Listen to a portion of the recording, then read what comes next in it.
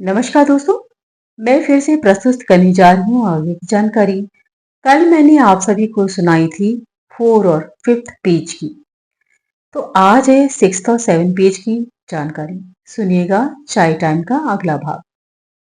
गहरे ध्यान की उस अवस्था से बाहर आने पर सभी को आश्चर्यचकित करते हुए उन्होंने अपने वस्त्रों की अंदरूनी तहों से निकाली गई कुछ जड़ी बूटियों के साथ चाय बनाई। चाय की चुस्की लेते हुए उन्होंने शांत स्वर में उस ज्ञान को समझाया जो आगे चलकर बौद्ध धर्म की गोंगफू शैली के ग्रंथों का आधार बना। चीनी अधिकारी उनके ज्ञान से इतने प्रभावित और मंत्रमुग्ध हो गए कि उन्हें ऐसा लगा जैसे रेगिस्तान में बारिश की तरह ज्ञान बरस रहा हो और संजीवनी की हर चुस्की के साथ उनकी समझ और बढ़ती जा रही थी।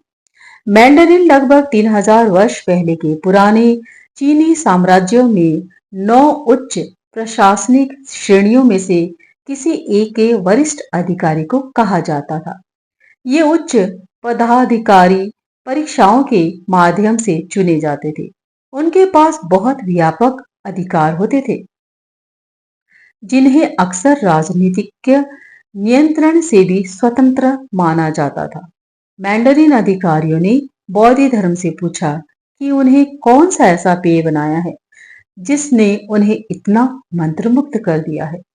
इसके उत्तर में बौद्ध धर्म ने उदारता पूर्वक उन्हें संजीवनी के बीज दे दिए।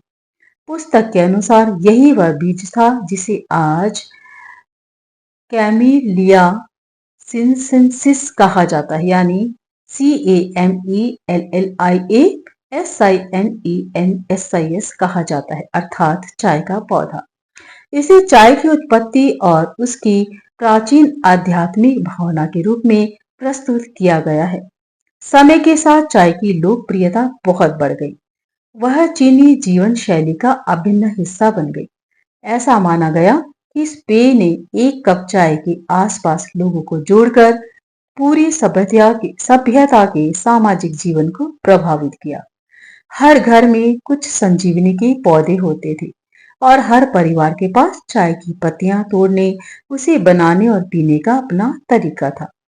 वे इसे सर्वशक्तिमान ईश्वर की ओर से मिले एक पवित्र पेय के रूप में आनंद पूर्वक ग्रहण करते थे। चाय ने चीनी संस्कृति में एक अत्यंत महत्वपूर्ण और अविभाज्य भूमिका निभाई। चा CHA के नाम से प्रसिद्ध यह पेय एक तरह का अद्भुत अमृत माना जाने लगा जो चीन के उन पहाड़ी और उपजाऊ न होने वाले क्षेत्रों में भी उगता था जहां अन्य चीजें उगाना कठिन होता था। तो इसी के संग आज की चर्चा यही समाप्त करती हूँ। कल फिर मिलती हूँ एक नए चैप्टर के संग, नई बातें लेकर। आई होप आप सभी को पसंद आ रही होगी। Thank you.